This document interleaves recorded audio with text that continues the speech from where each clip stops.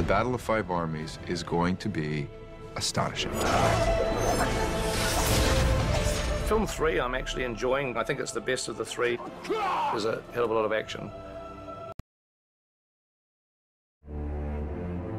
In a great hall with pillars hewn out of the living stone sat the Elven King on a chair of carven wood.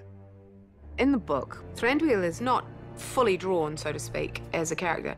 In fact, he's not actually named in The Hobbit, except to say that he is the Elven King. Tolkien doesn't really describe anything more than he's the king of the woodland realm. But, you know, in a film, you can't quite get away with some of the simplicity that you can in a book, especially a book written for younger people. It has to feel real. And that's one of the rules that we've always given ourselves with these films, is to have our characters have a degree of complexity. Cate Blanchett and Hugo Weaving and Orlando Bloom created such iconic elves. And so here I had this new elf to play with, and I was thinking, what makes this very powerful king of elves different than them? She's an elf with dungeons. You know, there's a lot to that.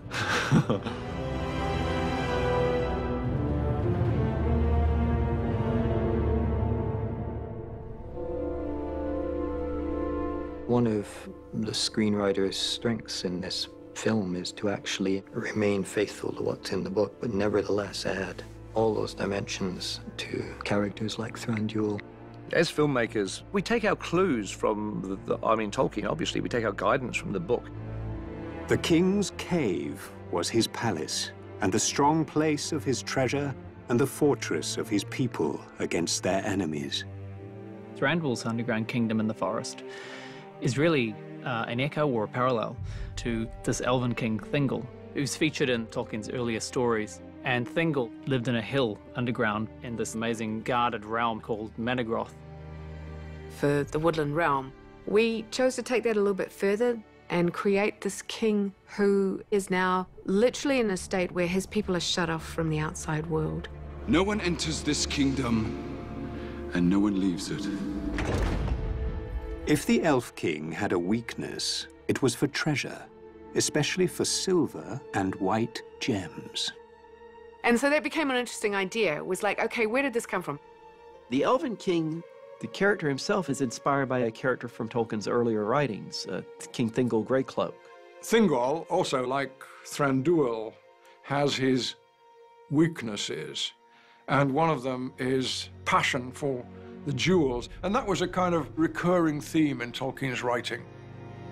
And we thought, okay, so maybe that's something that you can turn into a character story. There are gems in the mountain that I too desire.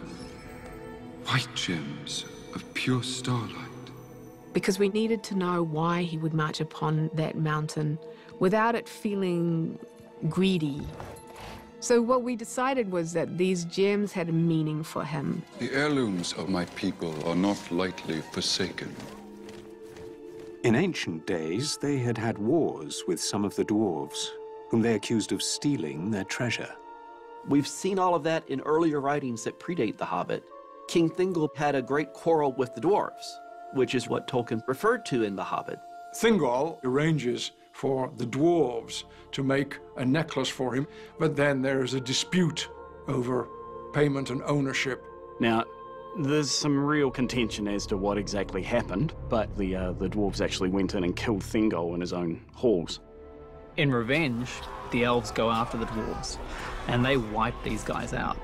So you can understand the intensity of the blood feud between these two races that persists for thousands of years afterwards. We took that story thread about a dispute over jewels that Professor Tolkien in the Book of the Hobbit ascribes to past grievances and expanded on it. And it began to help us shape Thranduil. The film did rather well in motivating Thranduil's refusal to help the dwarves when Smaug attacked, and the dwarves' deep resentment of the fact that he refused to help.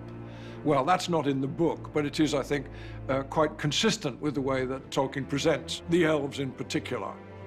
Tolkien clearly was inspired by his own construction of King Thingol living in the caves in the Great Forest. But we don't know whether the Elven King in The Hobbit was originally intended to be Thingol or a Thingol-like character.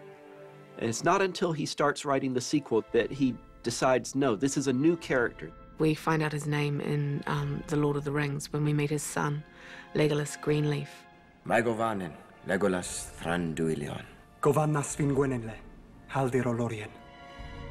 One of the things that we got to do in The Hobbit is to bring in the character of Legolas. He's not actually in the book, but I think we would have probably been killed if we hadn't met Legolas in these movies. Do not think I won't kill you, dwarf.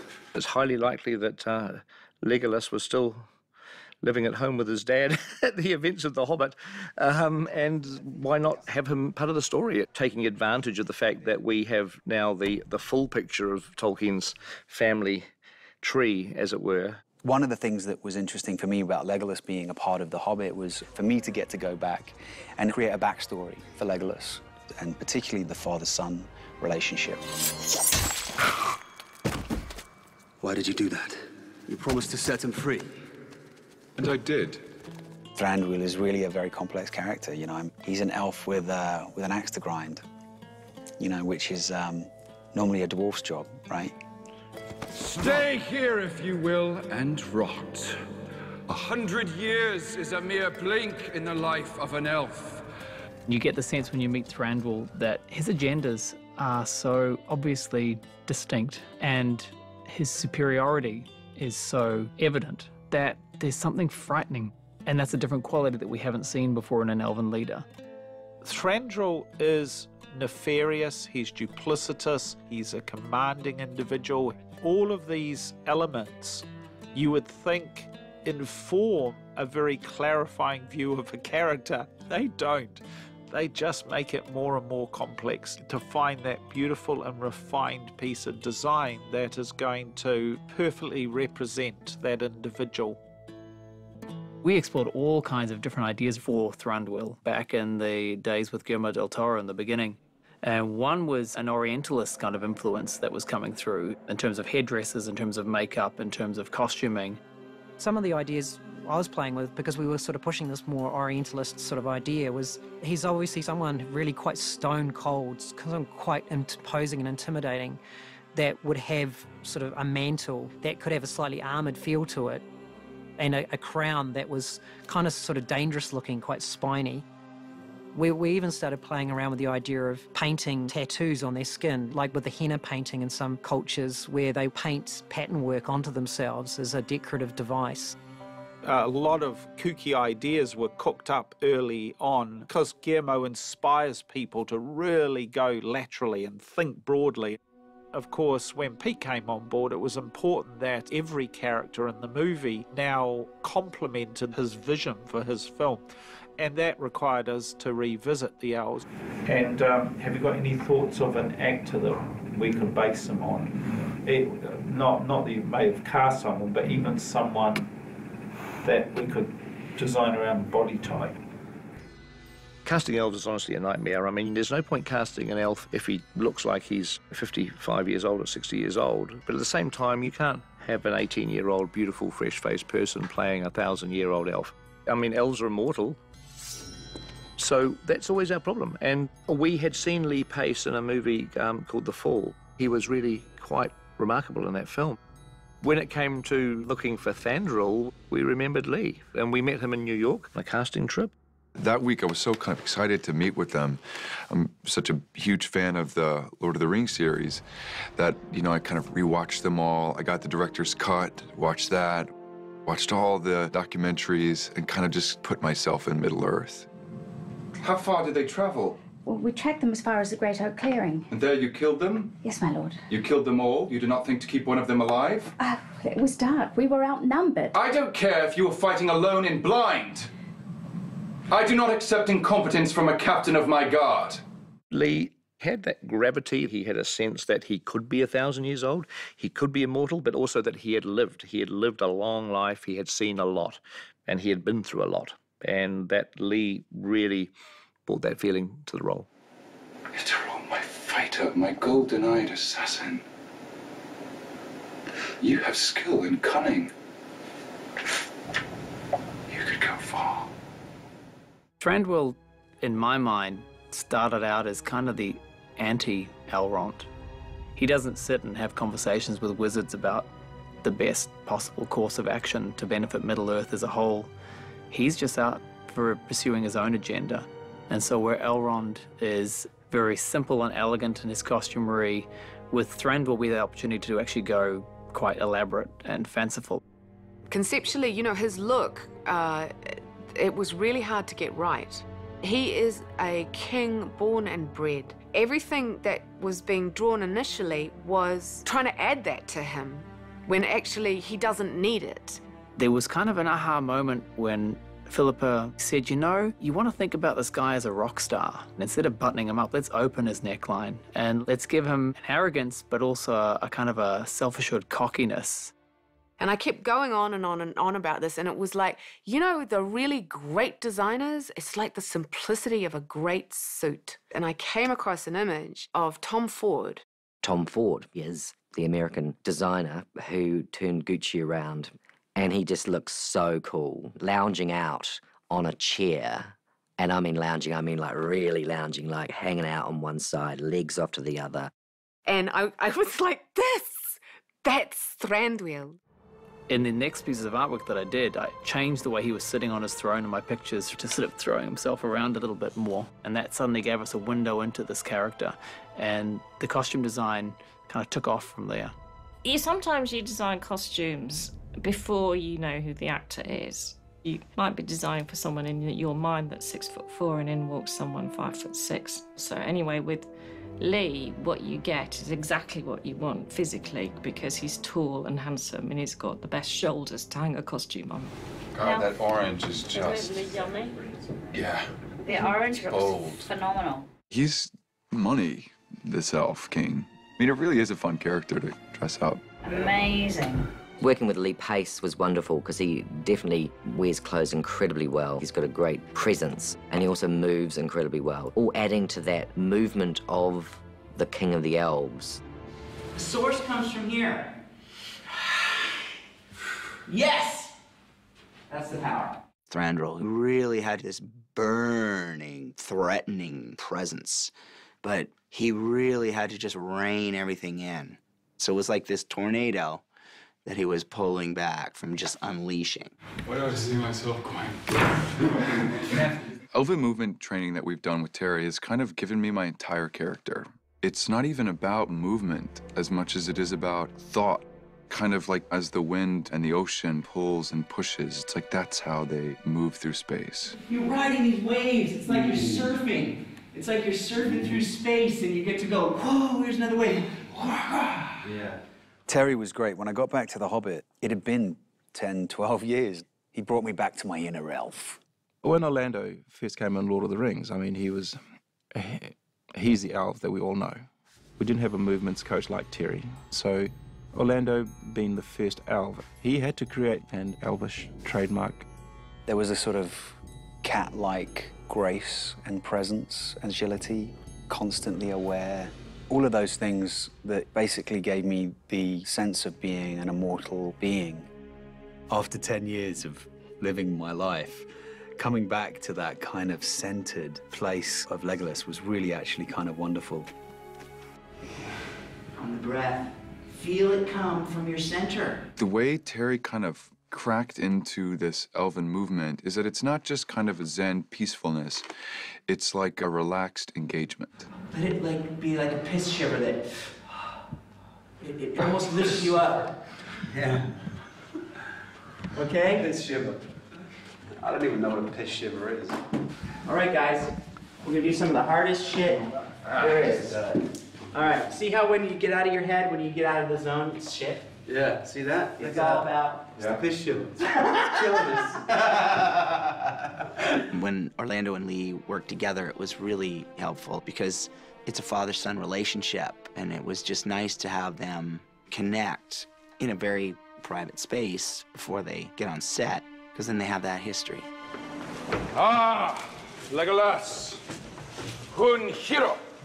As Tolkien relates it later in The Lord of the Rings, Thranduil and Legolas are not Sylvan elves. They are Sindar. The Sindar are among the elves who left to go to the Undying Lands and stopped along the way. But they had some contact with the Valar and the powers that be. The Cinder Elves have been exposed to that divine influence, and now they serve as kind of governors and guiders of the Sylvan Elves, who make up kind of the mass of the Woodland Realm society. So one of the ways in which we tried to show that was very simply the white blonde hair. The pure blonde would be Thranduil and Legolas. I think it's better to have not many others blonde, to tell you the truth. I agree. Because then it makes Legolas and his dad sort of stand out as the royal kind of line. We had to make Thranduil sort of appear so supreme and really quite cold in his attitude. We decided he was above all hair ornamentation. We wanted him to look completely like he was in control. So although there was nothing holding his hair back, it never really moved. And if it did, it was always very controlled, as if there was another force looking after his hair for him. The one thing I was afraid of is that they were going to pluck my eyebrows and do something crazy with my eyebrows. And I was like, Peter, please, no, please, let's, don't. I originally did designs for him with a much more shaped eyebrow, like the other elves. In the end, we actually lifted his eyebrows with these little guy ropes you stick on, made of fish skin. So we did that to his eyebrow. Can I get a shot of your eyes? I'll just get a shot. And I got to wear these kind of icy gray contacts. They do have a slightly unnerving quality. We had to use color contacts for him. He's got very dark eyes, a bit like Orlando. Legolas had blue eyes, so his father has to have blue eyes as well. Oh, the crown. The crown was like a tangled mass of roots and thorns with little tiny leaves inlaid into them, representing the leaves of the primary trees of Mirkwood. The crown designs that I gave him, I tried to put little barbs and bring everything to points so that, you know, if you're standing next to the guy and he turns his head, you're likely to get swiped, and he wouldn't care. Oh, don't! I just did it for that. Tolkien describes Thranduil as having this amazing crown of thorns with seasonal leaves and berries and flowers sort of mixed in with it. In the book, in other seasons, there are other things. On his head was a crown of berries and red leaves, for the autumn was come again. In the spring, he wore a crown of woodland flowers. They were shooting a scene that takes place in the prologue that didn't make it into the movie. So when we were going to put this crown back on, I said, well, we should probably change the berries to something else. Here's the crown. Here's the crown. You want the berries painted as well, don't you? Yeah, let's just pull the berries out. Just take them off. Take them out. What do you think? Because Ferns, the ever wisely Pace brought God it up. damn it, don't you blame me over this, Zane. Don't you put this on me. Are you talking seasonal? Yeah, we're going to... I have spear leaves. You do, Well, yes. but they're all the same colour. No, we need green ones. Mm-hmm. Zane, our executive producer, went out the back of the lot and brought back in a plant, and we just decorated the crown with that. That's what I'm talking about. It's green. That's exactly what done. Shove that in. Shove that in that crown. You take the yellow flower off. Take the yellow flowers off. They just wrap these in and Bob's your uncle. I don't know what the hell the problem is here. Thank goodness you're here, Zane. I know. We're saving the movie. That happened on a daily basis with Zane, so he saved the film every day. This looks like a leggy sword, much more than a Thranduil. Oh, let me get a shot of you with that leggy, because it might be the only time you hold it. Yes. It will most definitely be the only time I hold it. Thranduil's sword is one of the most difficult swords that we've ever made, and therefore one of the most enjoyable objects we've ever made. Something very elven and very superior, almost samurai-like. I drew a sword that basically just one long barb of metal from grip and pommel all the way through to the blade. Pretty lethal looking shape. And I love the idea that there would be cutouts in the sword. We did do a huge amount of work on the Mirkwood Elves quite early on. And one of the elements that did endure and end up being carried through was this idea that many of the blades have what we came to call negative spaces in them, basically holes, which echo the engraving on the blade and to have light coming through in unexpected places. His sword is the most sophisticated weapon we made because it's made out of a single block of aluminium, and the hand grip is hollow and pierced. If you're into swords, as we are, that gorgeous sword was really special. And when I was going through Weta, I saw it being carved. It's like this machine just kind of laser carving it. It's a beautiful, beautiful weapon. Then to have Lee be so enthusiastic about it was really special. God, isn't it great? Richard, it's fucking great. Lee didn't hold it aloft. He didn't hold it across his body. He immediately dropped it down towards the floor and turned, and the sword became an extension not of his body but of his purpose, of his arrogance as Thranduil, and it was like, oh God, cool moment. Weta is just amazing. It's like every room you go into, this room they're sewing scales onto elven armor, and then you go into the next room and they're sculpting orc heads, and then they're doing the prosthetics for the dwarves in the next room, and then you go and there's like a sword master in the next room working out the blades. I said to Richard Taylor, I was like, I want a job here. In Lee's downtime between filming, Lee started popping in too, and he actually threw himself straight into the work. I painted some armor for dwarves. I made some dwarf crossbows. It's kind of ironic that they had me making dwarf stuff. I'm playing the king of the elves, man. Tolkien's elves are almost superhuman in respect of their abilities when it comes to combat, and the fact that they have been around for thousands of years, you'd have to pick up a thing or two. Thranduil, you know, he's the greatest warrior that you're ever going to see in Middle-earth. You see what Legolas can do.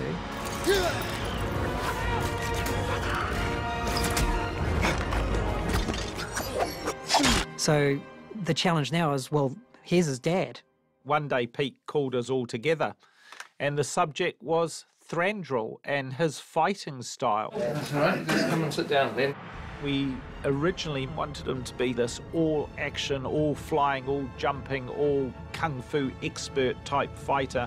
Peter wanted as many ideas as possible, and he just came to the previous team and just said, well, give me as many ideas as possible so he could cherry-pick what he wanted.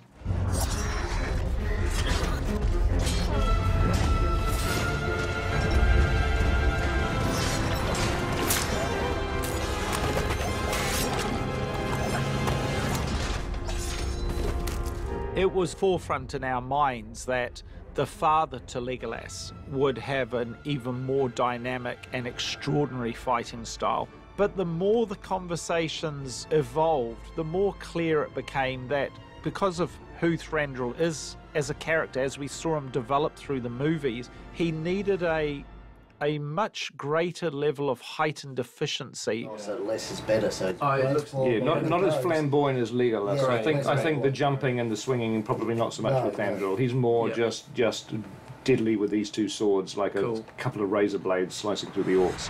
If we went back half his lifetime, you'd see Legolas in Thranduil, because he'd be acrobatic, he'd be doing his flamboyant stuff. But then over the years, he learnt, why waste that energy? Why not go back to simplicity and just make it do only what you need to do? He keeps that blade close to him. And even when he is defending, it's offensive. He gets close to his enemy.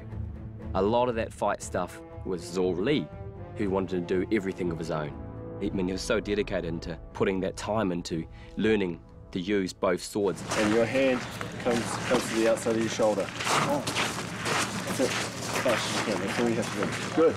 We designed quite a lot of sweeping overhead movements, dynamic kind of swirling sword stuff that are over his head, and a few glimpses within the fight. You might even say it was quite Matador-ish. When you watch him, you could see, okay, if you think about Matador, oh yeah, you can sort of see that little style in him, very upright, very erect. But the way he used the weapons was so fast, he actually cut through the enemy like a hot knife through butter.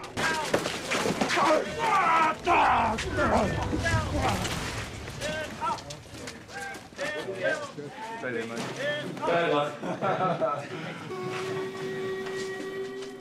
The Battle of the Five Armies fundamentally changes everything for Thranduil. His eyes are opened, and the Thranduil that we see after that is a man who is re-engaging with the world.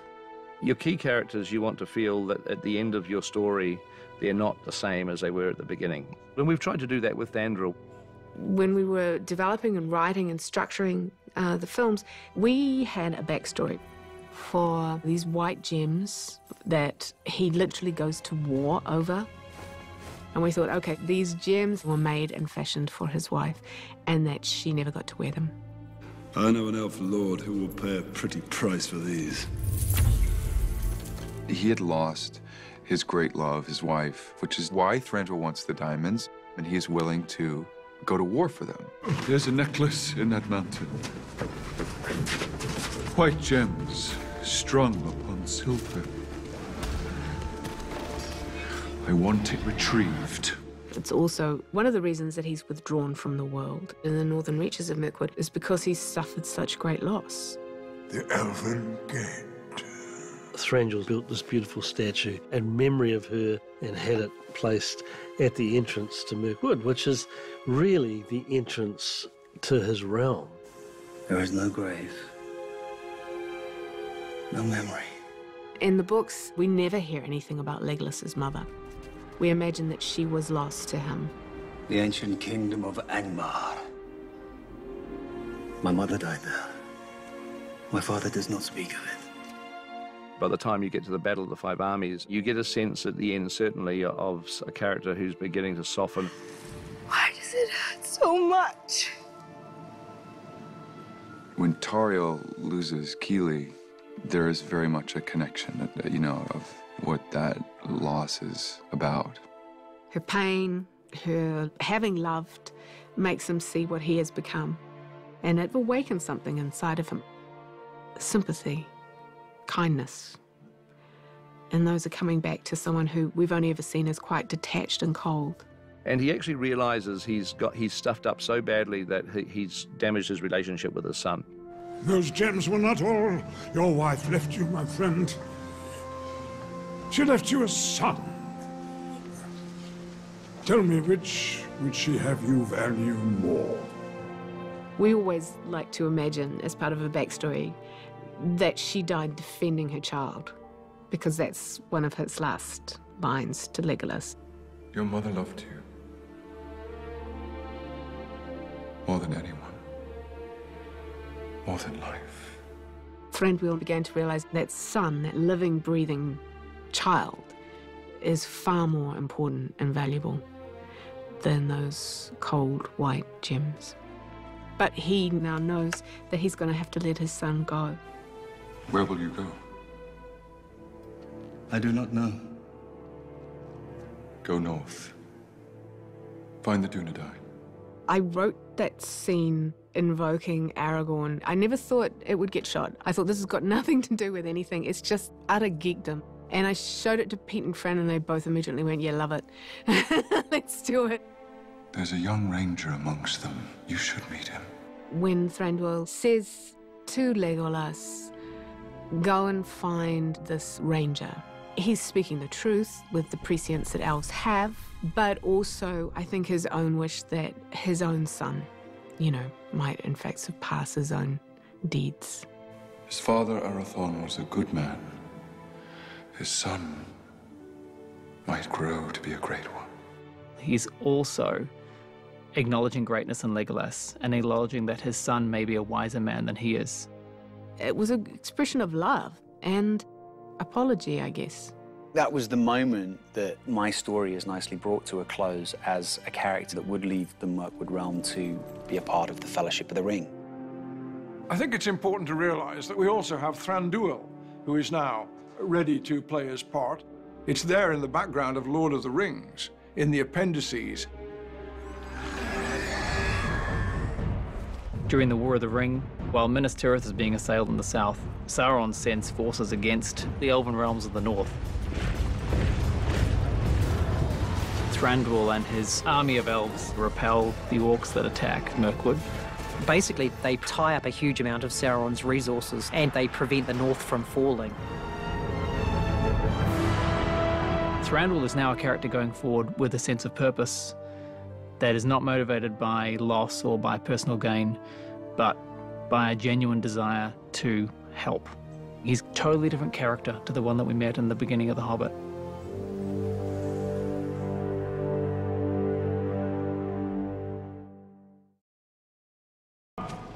Give us your answer. Will you have peace or war?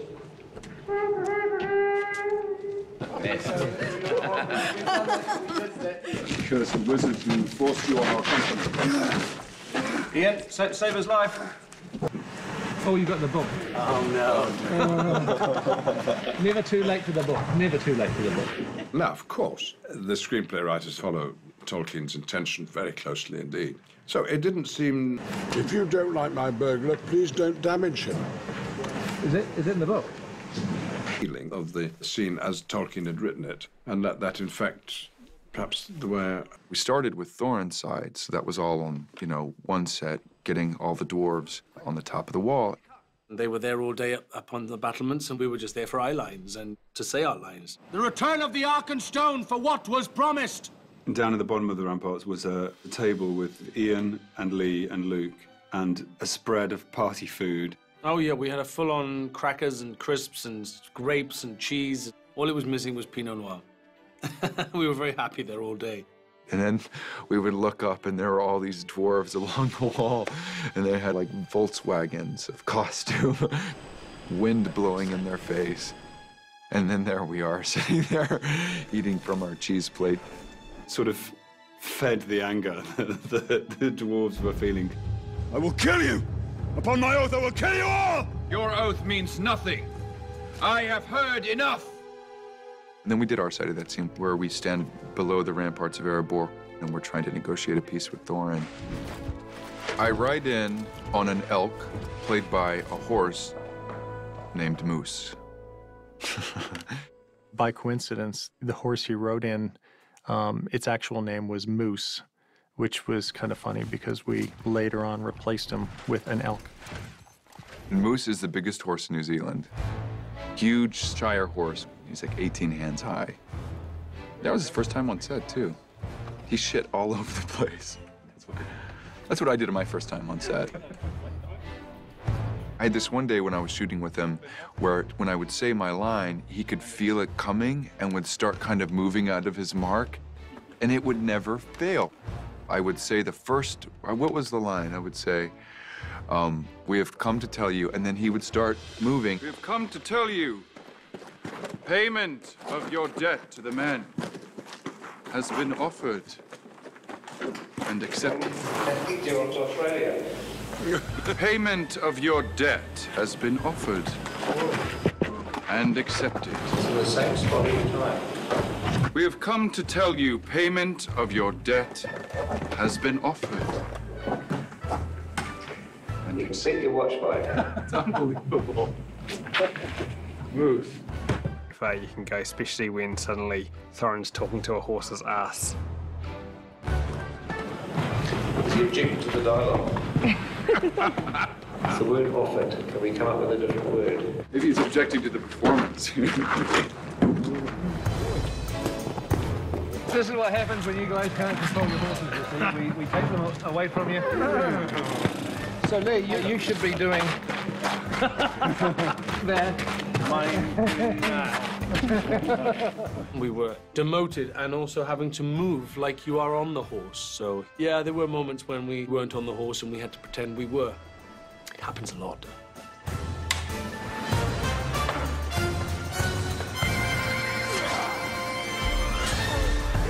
My lord, dispatch this horse to Ravenhill.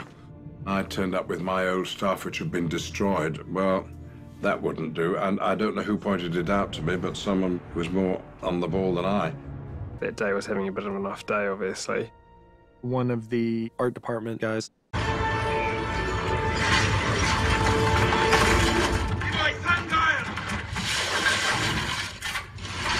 What the hell? This is madness! Hey!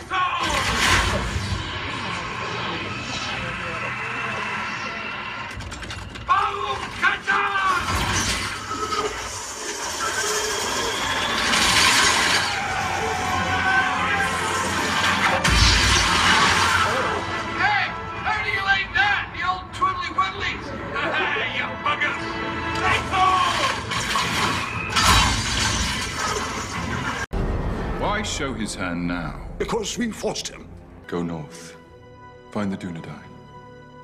There's a young ranger amongst them. He is known in the wild as Strider. His true name, you must discover for yourself.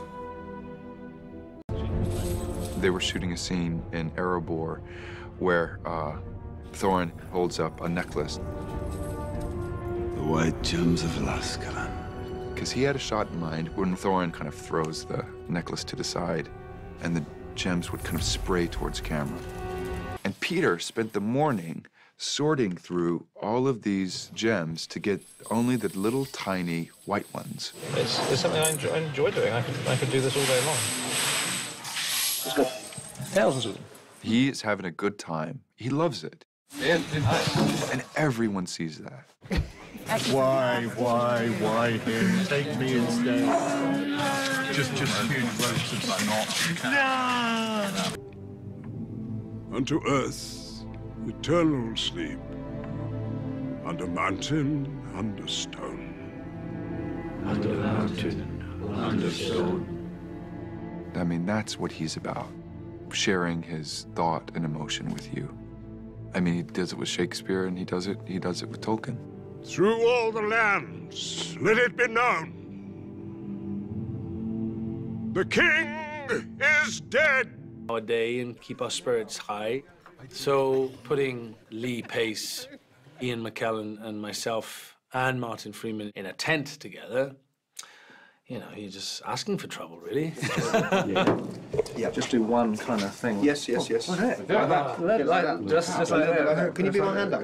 Yeah, absolutely. I think I'd asked Lee if I could have a pair of his elf ears that he'd used that he wasn't going to use again because they were new every day. Can you imagine how many elf ears they must have gone through? My God. So I said I wanted a pair. I can hear so much more. No, so questions are basically, Lee, where you're going to be. I mean, you could be sitting, sipping wine on a chair.